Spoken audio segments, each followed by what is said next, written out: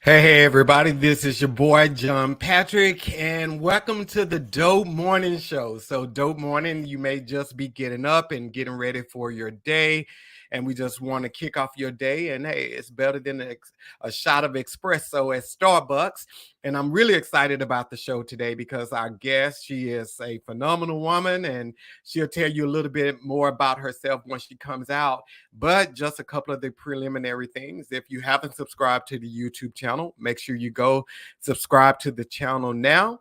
And then also, if you're on the go and you want to look at the podcast or listen to the podcast on the go, we are on Apple and Google Podcasts, as well as Spotify and iHeartRadio. And then one of the final things, if you are not following me on TikTok and Instagram, please go out and subscribe right now to or follow the Dope Ass Dude podcast on both Instagram and TikTok. So I'm really excited to have you here this morning, and we are ready to kick off your day. So just a little bit about our guest before she comes out. Her name is Petra, and I've met her a couple of years ago through Jay Christian, and Jay's been on the Dope Ass Dude podcast before, and Petra is one of the co-hosts on that podcast, the Cognac Room podcast. And I kind of instantly fell in love with her on the podcast because she gives great advice. And then not only does she give great advice, she comes from an authentic place and she gives it to you raw and uncut. So I'm really excited to have her on the podcast, and I know you're going to love her as well. So let's go ahead and bring Petra on out. Petra, what's going on? Hello. Hi, everyone. So happy to have you on here. I'm glad to be here. It was a tough one. It was a close one, but I made it. Yeah. So Petra, tell us a little bit about yourself. Well, as you said, I am one of the co-hosts on the Cognac Room podcast. Podcast started a few years ago. And it started out with me just being somebody to be interviewed on the show. And I wanted nothing to do with it. It was like, this is your thing. I think you'll be great at it, but I don't want to do it, Jay Christian. But then I did the first episode was an interview with me, and I kind of fell in love with it. Like it took a little bit of time after that, but then I kind of fell in love with it. And I'm just your everyday, I hate to say middle age, but 40-something woman out here. Unfortunately, some of us are starting life over for whatever reason. My reason for starting life over kind of at 40 was because I got married very young. I got married at 18. And unfortunately, my husband passed when I was 38, 39. Oh, wow. And so I was newly single basically at 40 years old. And it was an eye-opener. It was something that I did not expect, of course. And the world was very different from when I started dating and, I got married. I was a kid basically, and like you say, DMs and what is it? The dating sites and all of that stuff were out there. And so that is kind of how I got into podcasting with that, because it was just like, I'm living this new life. And so let's talk about it, because I'm basically starting over. I'm reinventing myself and finding out who I am as, a single woman and a mother of grown children, not little kids anymore and everything. And so you kind of get to live your life a little bit more for yourself. And it's been a journey. Wow. And the funny thing is, like, when I heard you say that it just started out as an interview, because like watching you, it seemed like you've done it, for years and years and years, because you're so like, honest to God, I'm not just saying this to be saying it. You're like natural. It seemed like that's your natural thing. Like you could have your own show by yourself because you carry it well. See, I don't. I'm always super nervous. I'm never really like when every time I do an episode, I'm nervous and I feel like I'm gonna mess this up. Every time I'm gonna do something that messes this all the way up or whatever. So I really don't see what other people see. I've been complimented on it and I do appreciate it because it's like, okay, well, maybe you're not doing as bad as you think. But I always see the flaws and all that stuff. And I feel like everybody's like that or whatever. But it definitely did not come natural. Like I feel like every time I do it, I'm like, okay, you could do this, you could do that or whatever. But I think because my mom always, when I was younger, she always had us in like fashion shows and plays and things like that. I never really wanted to do it, but I was decent enough at it. You know what I Yeah. mean? So it's like, I don't really want to do this, but this is, you know, how sometimes your moms make you live out, or your parents make you live out their fantasies. Yeah. I never really wanted to do it, but I did it, and I was just, you know, I was good enough to get her approval and to be okay. And, you know, for people like, oh, you can do that. You did really good. I'm like, okay, whatever. But it just was never my goal to be in the spotlight for anything, even if it was just, you know, just talking. Just so this is something that to me doesn't come easy. Oh wow. And honestly, Petra, I'm not like lying to you. For real, you're just like natural. And I mean, maybe it's because, you know, I've watched a lot of y'all episodes and everything. Mhm. And maybe because I mean I've known you over the years and so forth. But when I met you guys, you guys were still fresh on the Yeah, podcast scene yes, then. we And were. even then you was just like Mm, natural. I mean, if I thought you had been doing that a long time.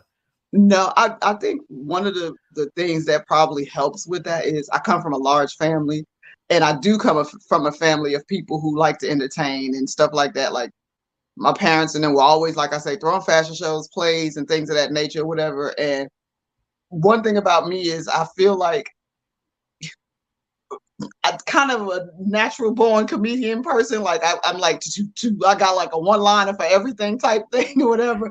And so that is kind of where I think I get it. Where it's like if you say something, I'm gonna be able to come back with something or whatever. And I might not have a clue what you're talking about, but I can dang sure make you laugh. So I can, you know, throw something in there that's funny. I might really need you to explain everything you just said to me, but I can, you know, be like, okay, well, I can find a joke in there because I'm definitely one of those people, rain, sleet, or shine, death, anything. Something is funny.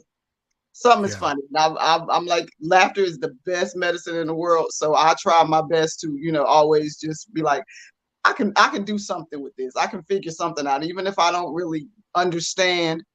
I can make you laugh. So Wow. sometimes that's what carries me. Yeah, and then the next thing you said that I thought was pretty interesting because I think a lot of women and men are kind of like for different reasons than you were when you were almost 40 and your husband passed and you found Yeah. yourself recently single. A lot of people, they're just getting their kids out of the house, so they're empty nesters and they Mhm. find themselves um at a new place, an unfamiliar place that they've never experienced. So how was that? How was, you know, moving into that new phase of your life? How was that for you? Um, I will say my kids were great with it. As far as them giving me the the boost of self esteem to be like, you know, like you good, like mommy, like you. They didn't hold me to like, you know, daddy's, you know, gone or whatever, and you're supposed to be single forever. Like you're supposed to do nothing else. You're supposed to just start baking and do. They didn't make me feel like I needed to do that. They was kind of like, all right, so like, you know, we're sad, we're all sad, we're mourning, but they were like, we kind of have lives, like we got people, like I need you to, you know, to get a life, like get your life together. It wasn't like I didn't have a life, but you know, when kids are younger, your life revolves around them.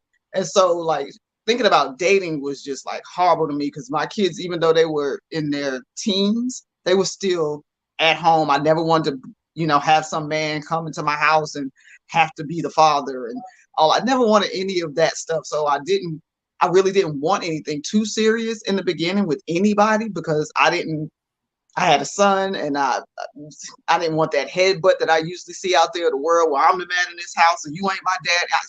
I was dreading all of that. So I didn't want any of that. So I didn't want anything too serious.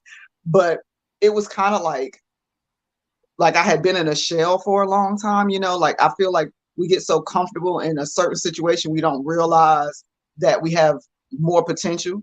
And I was used to being a wife, a mommy, an auntie, and all of those things, but I wasn't really sure of who I was in a lot of ways. And Mm-hmm. so once like I kind of put myself out there a little bit, and it was like, you know, people were like, hey, men were like, hey, I was like, me, so it was kind of like, yeah, y'all see me and think, yeah, that I'm, dateable or whatever. Like, y'all, it was weird. It was weird because that was off-putting. But then that decipher and you have to do to see who's genuine and who's not, and who's, you need to know their backstory and all. Ugh, that was like, okay, I don't like this. And people are like, they get on the dating sites and they're like, he's from Michigan and da da da da. And I'm like, do I know somebody from Michigan? Because I need 6 degrees of separation in the person I know. I need to know somebody that knows somebody that knows somebody. Because why you ain't in Michigan no more? Did you kill the last girl? Where's she at? How's she doing? Do she got hospital records? Like I'm not. I can't. Yeah, I got stranger danger. So I need 6 degrees of separation. I need to know you through somebody, whatever. So that made it even more difficult, But I think when you really put yourself out there and you don't have these great expectations, that was the difference for me. I think a lot of women my age were and are out there haven't been married. They haven't been successfully married. Like I was successfully married. Any ups and downs we had were minute compared to how great my marriage was. You know what I mean? Yeah. So it wasn't like I was coming out here going, I need a husband. Da, da, da. And I was like, I'm kind of like, I don't even need to do that again, because I can't put y'all and say I want a husband like that, because you ain't never gonna measure up. So I'm not coming out here looking for the man to sweep me off my feet and help me raise my kids and my grandkids. I wasn't looking for those same things. And I think that is what the difference is, because a lot of people, unfortunately, my age, didn't have that already. And so they're going out there and they're looking for something totally different than I actually was looking for. Okay, so let me ask you this here, Peter, because I mean, like you said, a lot of women at the age that you were when your husband passing, and you were at a new beginning. You were at a new beginning. Like you said, you were used to being mom and wife and auntie, but now you are Petra. Yeah. Petra, single Petra, no change, well, not change, but no relationship. You're just at a new phase where you have a blank canvas. How did you rediscover, or how did you discover Petra at late 30s, 40s? What did you do to become um, you? what's crazy is I think that is something that is still happening these years later. Um, I learned something new about myself. I learned something new about what I will accept and what other people won't accept, what I'm willing to do, what they're not willing to do. Just a lot of things I felt like at one point in my life, I used to be, on the same bandwagon as a lot of women. And I mean, I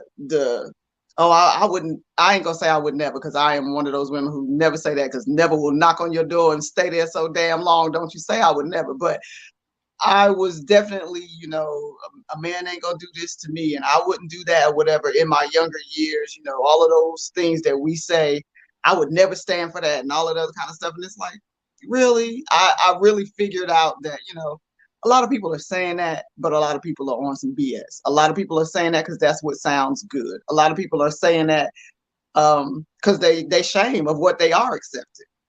And so I was like, live your truth. Like that was one thing I realized. I was like, I won't, if somebody cheated on me, I'm not going to be like, oh, okay, well, I can't tell nobody or whatever, or it's the end of the world. I'm one of those people. I'm not saying I want to be, cheated on but it's not the end of the damn world. Like, I mean, like, Yeah. so much more can happen. Like you cheat on me, we could probably work that out. I'm just gonna be honest. You better pray I don't cheat on you because I was married for a long time, and it's like they go right back into something else. So like when people act like they make it seem like women are like I would never. You don't have those thoughts. It's a lie. We have those thoughts just like a man or whatever. It's just frowned upon for us to act upon. And so there's a lot of things that I was like, you know what? I don't really feel the same about that as I used to feel years ago. And I can speak on it from a different point of view because I've lived that life. I've been through this, whatever. Now this is where I am. And I'm not really so pent up on the list that we usually give of what we want our partners to be or whatever. I'm just not like whatever understanding me and a particular person have. That's the understanding me and the particular person have. If I decide to never get married again, but I'm happy, I'm fine. Like, and I think a lot of people are so busy trying to do the list. I got to get married. I got to do this. I got to buy. I just want to be happy. Yeah. Like, and I would rather be happy than married and unhappy, or you know what I'm saying, just to say I have a husband. Like, I can be happy with a boyfriend or with somebody that I don't live with or whatever, but we have the best time when we're together, but I still get to go to my own space. So I realized that I didn't really, a lot of the things that I had in my life, I don't really per se need them again. If it happens, that's wonderful, but I'm not out here looking for that. And that made me, I feel like, a little more open in the dating field because men feel so pressured because they're like, you're this age, oh my God, you gonna want to get married, I can't do this with you. I had a guy tell me like he couldn't come with me to a wedding because I was gonna want to get married. I was like, I just want to go get cute and go to the wedding. Like, who the hell wants to marry you? Like, I just want to go to the wedding. Like, you never mind. Like, what I'm saying? So it's like I don't really come with it. I'm not giving my clock ain't ticking. I don't need no babies. I don't like, it's so different to date from this point of where I am and where I was to just realize I could say like that's not as important to me as I really thought it was. Yeah. And okay. So, and that, I mean, I'm glad you said that because you said so many things. I got so many questions for you. So in that, where you were saying like, if a guy was to cheat on you at this phase of your life, you've evolved and you've grown and you've experienced. And you said if a guy was to cheat on you that may not be a deal breaker. But there are, I said it really may not. Yes, but some women are being told, "Oh, well, you're settling if you date a man that cheats on you or whatever." What do you think about that? In life, we all settle in some way. Now, I'm not saying that you can cheat on me or you can do whatever you want to me and I'm just going to be okay because of where I'm at. That's not what I'm saying. I'm saying cheating isn't the end all be all like they make it in relationships. They make that the worst thing you can do in a relationship, and that is a lie. What's a little bit worse than you cheating on me in a relationship? You molesting my child or my granddaughter. You cleaning out my bank account. You robbing my home, and there's a whole lot more that I can think of that logically is worse. Could you cheat on me? In essence, I can just break up with you. Or if it's something where it's like, okay, if I can ask you some questions, what was I lacking in some place? Let's discuss what happened. A lot of women don't want to take that accountability right there for that, because sometimes we be on our own bullshit, excuse me, but we be on our own bullshit. We feel like, I'm a queen, I'm a princess, treat me like this, cater to me, do for me. But then are you telling your dude, I appreciate you, I appreciate everything that you do for me? Are you doing for them? Are you reciprocating? And so I'm just different in that way because I just feel like it's not the end all be all. It can definitely change things, but also I don't go into situations with that mindset that it's never possible. I'm not going to accuse you every 5 minutes, but I'm going to go in there and be open. Like, what type of person are you? Are you a person that does relationships? You know what I'm saying? Like, if you really talk to a person and get to know them early on, and they say, well, they've been in 6 relationships in the past year, well, ma'am, you should probably not pack your bags and stay there. You know what I'm saying? You should probably be like, this might not work out. Maybe we having fun or whatever, but I know that this is probably not the one that I'm going to get serious with. Are you? There's so many different types of relationships out there. People want to be polygamous and all this. They want open relationships. I'm not against that because it's like, that's honesty. If someone is actually telling you, hey, this is the lifestyle I lead, da, da, da, da, and you willing to walk through those trenches with them, you can't be mad about them doing the things that they do.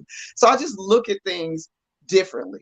Everything is not an end all be all. You cheat with my sister, then we probably it's not gonna work out.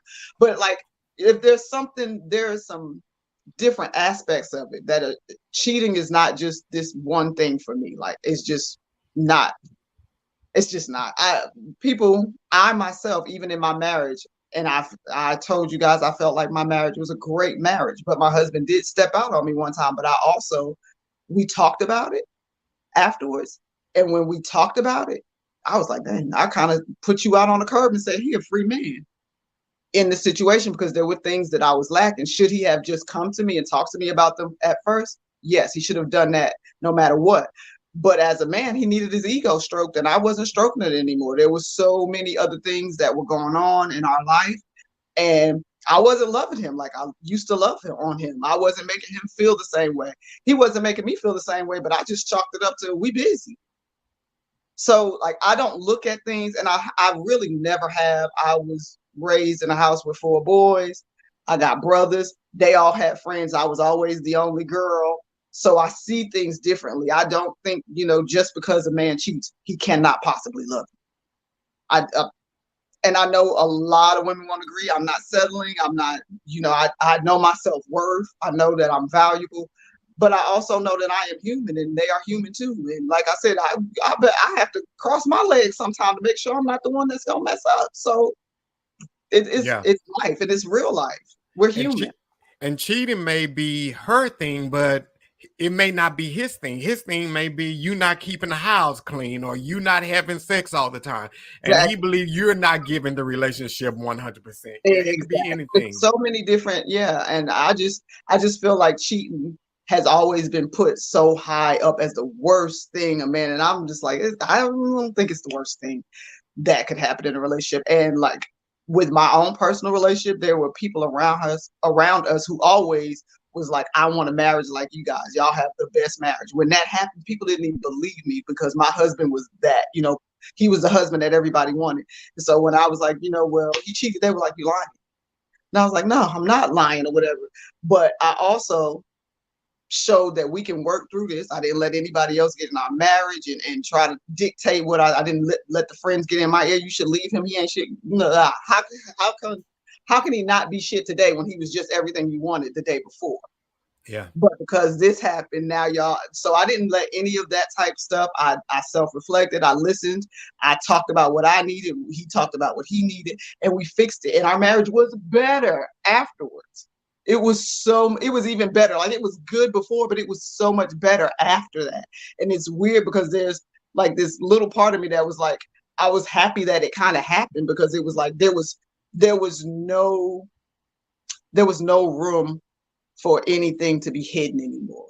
Like, he didn't have to wear his pride on his chest and be like, well, I can't tell her that this is hurting me or I'm feeling, neglected or anything like that. He was able to just express himself to me at all times. And I was able to see things that I didn't see before. So it strengthened my marriage.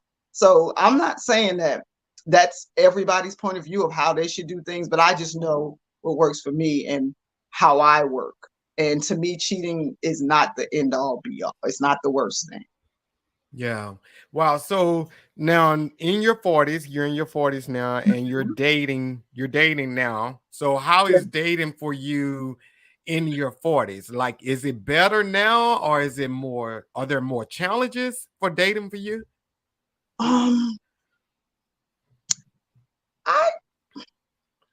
It's not bad. It's honestly not too bad. Like I say, I'm looking more so for happy than for, this walk down the aisle and blending families and all, that's all great. And like I say, if that comes, but it's not too bad. I find that the younger guys are really really more interested sometimes than the guys that are my actual age, which I think is a little strange, because I'm like, no, I'm old enough to be your mom. And they're like, no, it doesn't matter, like whatever. And I'm like, oh, okay, well, no, still, but there's a lot of that. But I will say that it's not as bad for me. Like I say, I'm a 6 degrees of separation person. Like I need you to know somebody. So I'm not on dating websites and all of those things, because I have stranger danger and I watch way too much true crime and all that. You won't kill me. No, no. So because that is the style, like, so I have to know somebody. So they know something about me. Like we have to have some sort of chemistry. And so it's worked out for me better that way. And rekindling things, old school friends, or like a family friend, and just, just going that way and having fun, and not really setting these expectations, letting them come naturally, but not having like this I wasted so much time. I'm wasting time by being with you when you don't want to get married. I'm not really thinking about that. I'm really enjoying my moments, because I know that time is not promised to us. Yeah. So if I'm sitting here and I'm doing all of these things in this great relationship, but I'm gonna make myself unhappy every day because I just want to walk down the aisle. I could get hit by a bus tomorrow. Now, instead of enjoying those moments, I've been sitting here going, God, he still didn't ask me. I'm not doing that. So I am definitely enjoying the moments. And I think if a lot of people did that, instead of, trying to meet the mark of, I got to be this by this, I got to do this, I want to do this, they would be a lot happier. And so I don't think it's too bad. Yeah, and I agree with you, because I think so many times, many of both men and women, we can't enjoy the moment because, like you said, we're so focused on the end goal. I want to be married, or I want this, or I want this. So we're always living in the future or working for the future, and we're missing the present. And it's just, yeah. wow. Yeah.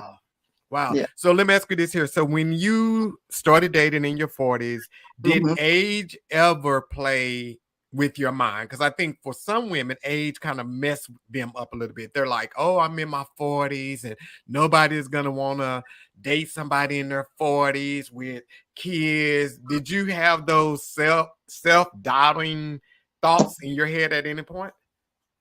I think I didn't. This sounds crazy coming out, but I don't think I really had the time to say nobody will want to date me or whatever because I'm in my 40s or whatever, because this sounds so braggadocious, but it's not. But they immediately came to knocking. So I really didn't have, and I immediately got, like, hey, sorry for your loss, what you doing? Like, kind of things. And it was like, whoa, like a little too soon, if anything. So I didn't really get that.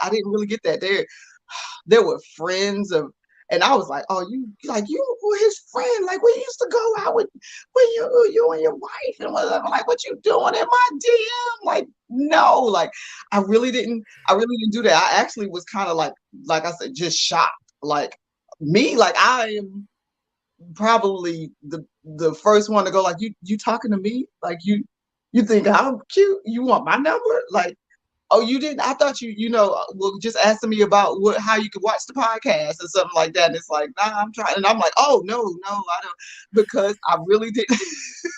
I'm very naive when it comes to somebody trying to talk to me too. I don't know whether it's because I grew up like around so many guys or whatever. I'm always like, I'm your homegirl, like whatever. So, and I have a male best friend. And he was kind of like, girl, if you do not stop, like these people don't want to be your friends. Like they trying to date you. And I was like, what? He was like, yes, they are trying to date you. What is wrong with you? And I'm like, no, they're not, or whatever. He'd be like, well, go ask them this then. And I'm like, well, I'll be damned. Like I just didn't really realize I didn't have this moment in there where it was like, oh, you didn't date for like 2 years or 3 years or nobody was trying. Now it was kind of immediate. Like, so I guess I should be happy for that. Like, I'm not saying that I was like, out in these streets, but people was there and sure saying, hey, what you doing? And in my DMs and things like that. So I was like, okay, I must be kind of okay. Like, at least keep it here or try to, improve. But you doing all right. Like, they ain't mad at you. So okay. So there's one common gives you a little bit of confidence, like, okay, well, I'm all right. Like, I'm gonna be okay. I'm sorry. No, you fine. So I got a common question I ask every guest that's on here. Have you ever slid into somebody's DM? Okay, so this one time at band camp, but okay, so listen, this person slid into my DMs, and I was like, no, not right now, like, it's a no. And they were cool with that. I was just like, it's just not a good time. It's just not a good time. And then I was like, maybe if later on or whatever. And so the later on came, and so I was like, okay, would you still like to go out or whatever like that? And they approved or whatever. We dated, and I will never forget that he was like telling the story. He was like, I did try to talk to her, but she told me no. She blew me off, and then she came back and got me. So she actually that's how he tells the story, that she actually came and slid in my DMs. And I'm like, no, I just was saying, like, wait a minute, I didn't slide in your DMs. I just said, okay, like, now we can go out. But you let him tell the story. I slid in his DMs. But I don't think I really slid in. That was the only case of like sliding in somebody's DM. Yeah. Okay. So what is the worst way a guy can approach you in DM? What's that one thing you hate when they approach you in the DM?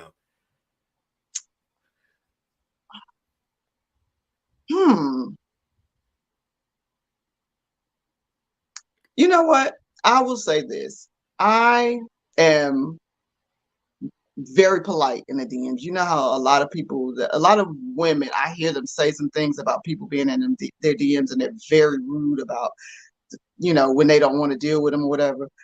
There's a lot of things that's just like, okay, whatever. But I'm always so polite.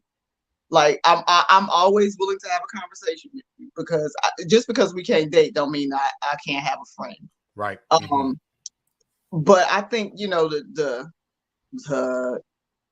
the obvious, like, what are you doing all the time? Or, it's like, okay, well, I just gotta work. I'm gonna go take a shower right quick, and I'll hit you back. And without me, that one is always, it's just super corny and predictable. I had one guy, and this is not so much like the early messages, but like, we were talking, and I was kind of like, okay, kind of cool, let's kick it. And then he was like, okay, well, let's go on a date. And I'm like, okay, I told you 6 degrees separation, I don't really know you, so we're gonna go to a public place. And he was like, okay. But then he started making requests for what I should wear. He was like, I want you to wear like a little schoolgirl skirt and a white shirt, and I want your hair to be straight. And I was like, do you want me to be like one of the anime things, or do you want me to look like a little girl? And I'm small, like my name is Slim Kid, so I'm small, and I'm like, you giving me child molester vibes, because why you want me to dress like a schoolgirl? It's a no, thank you. I'm not gonna go out on a date. And I was really sad, because I thought, like, he's cute, he's nice, he was established, good conversation, but then that just kind of weirded me out. I was like, you want me to wear, like, who still owns a little Britney Spears, oh baby skirt? Like, I'm 40, I don't got no dang baby doll Christian school, plaid shirt. I don't even have one of those. That makes no sense. And I feel like he was a little bit of a child molester. I didn't like it. So that kind of creeped me out. Okay, so no asking Petra to dress up like a little schoolgirl or anime that's gonna turn off. Don't do it. I already am, now I am kind of self-conscious about my body, like size and things like that. I'm very self-conscious about that.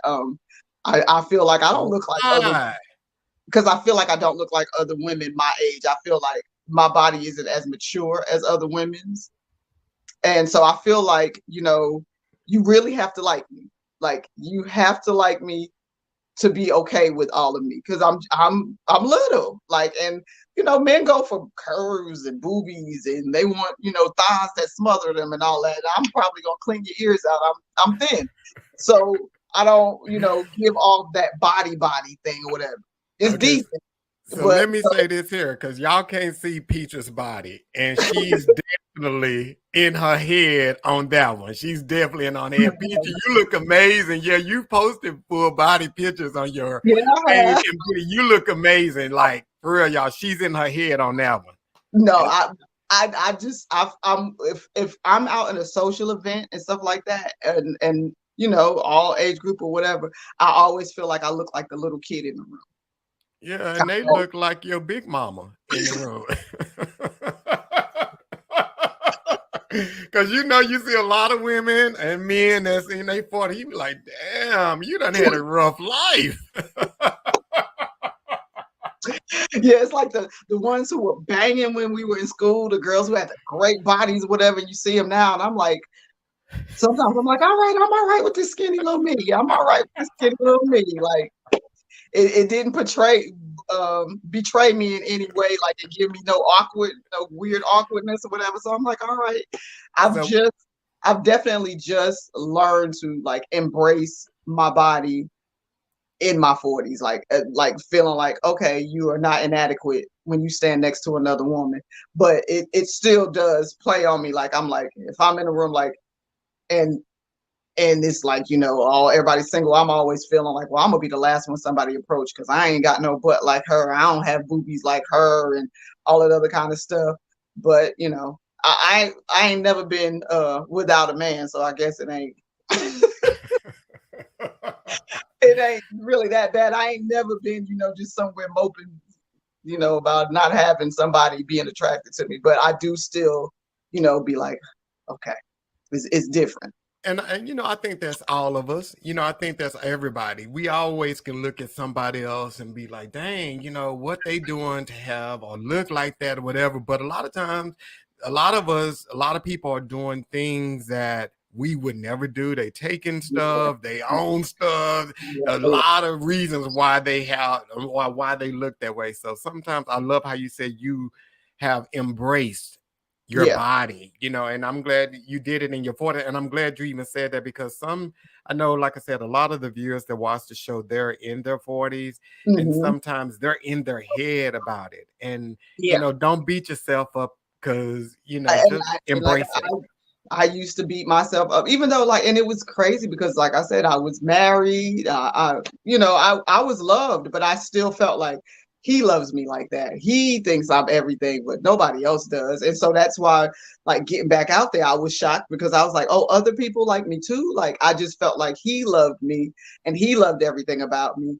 And I've worked real hard to instill in my own daughters that confidence, but I never really had it for myself. Like, I always said they made me so proud how they never questioned their bodies, like, their size, whatever, because they were small or they are small or whatever. And they just have confidence. One of my daughters is like a nude model, just the tiniest little thing, but she always has embraced her body. She told me and her father, she was like, I'm going to be a nude model, when she was like 11. And it wasn't anything like sexual. It was just like, right.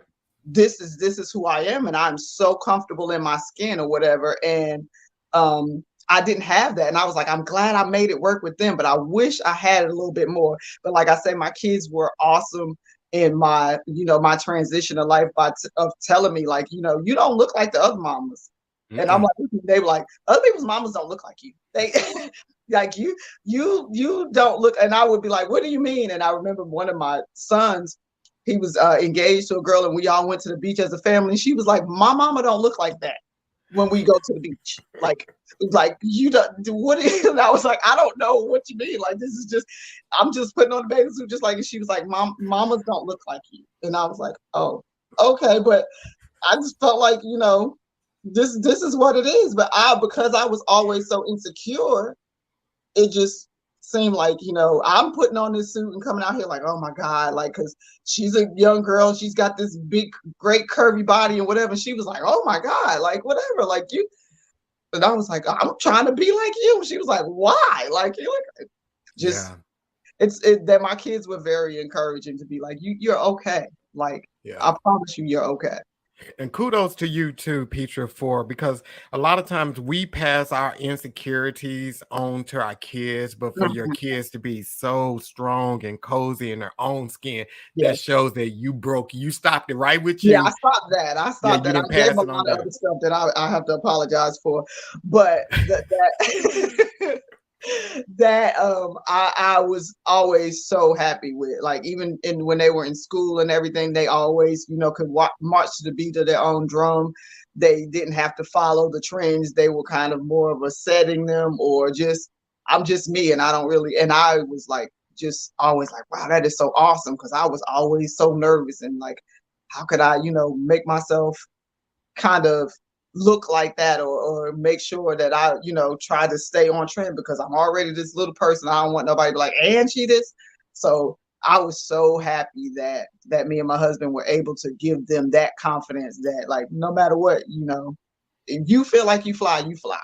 Yeah. Like, and own yourself. Do what you want to do. You don't have to follow trends. Like, you don't have to be like everybody else. And yeah, I love that. I love Yeah. that about them. Nice, nice. And before Peter give us our inspiration for the day, if you want to go out, well, and not if you want to, you go out and do it anyway. Go out and follow Peter on Instagram. She's slimkid_66. You can see it there at the bottom of the screen. Mhm. And then you can catch her, Jay, and the Lyric and Lyric. Lyric and Key. Lyric and Keith on the Cognac podcast, the Cognac Room podcast. They're on Podcast. Instagram as Yeah. well.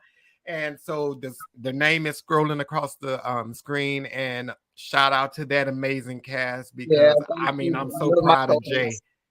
I love my co-hosts. They're awesome. Yeah. Great team. So Petra, what inspiration you got for the listeners to go through their day and crush it?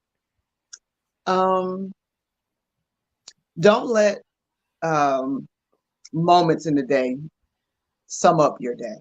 A lot of times we have one or two bad things happen to us. We wake up and we, stub our toe and we're like, oh, it's gonna be an awful day.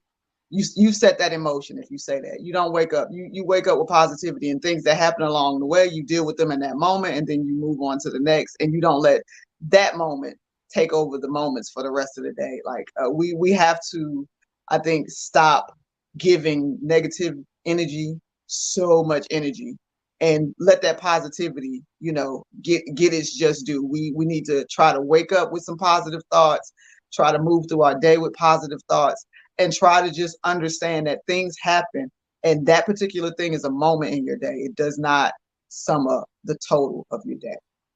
We need to pass the offering table. I mean, the offering plate. Hey, these are things I've had to tell myself. I've been going through a little transition. As I was telling you, I was moving and all of this other stuff. So I've had to tell myself these things, throughout the day. So this is not just words for you. It's words that I'm living by myself, because, things have been happening and I'm just like, oh my gosh. And then I'm like, you can't give it that much energy. You got to speak positivity, and you just got to be like, okay, that happened. I'm gonna move on, because I can't let that, dictate how I'm gonna be for the rest of the day. I love that. Don't let moments sum up your day. That is just for real. That for real. Honestly, that is like so inspirational. You got to let them be what they are, and sit them there, and go ahead on about your day. Make the best of it. Wow. Well, Petra, this has been an honor to have you on this day. And I I mean, I'm so appreciate it. So yes, I mean, I'm gonna have to get you back on one, because I'll kick off the Dope Ass Dude podcast in 2 or 3 weeks, and I'll get okay. you back on there, because and that one goes a little bit longer. So, and it's live too. So Oh, that okay. it's Okay. I think we made some funnies the last time we all went live. Yeah, so we can definitely do that. We can definitely do that. Wow, Petra, thank you again for coming on, and everybody, dope morning to you, and go Thank you so have much a for having dope day. And as Petra said, don't let moments sum up your day. I think, guys, peace.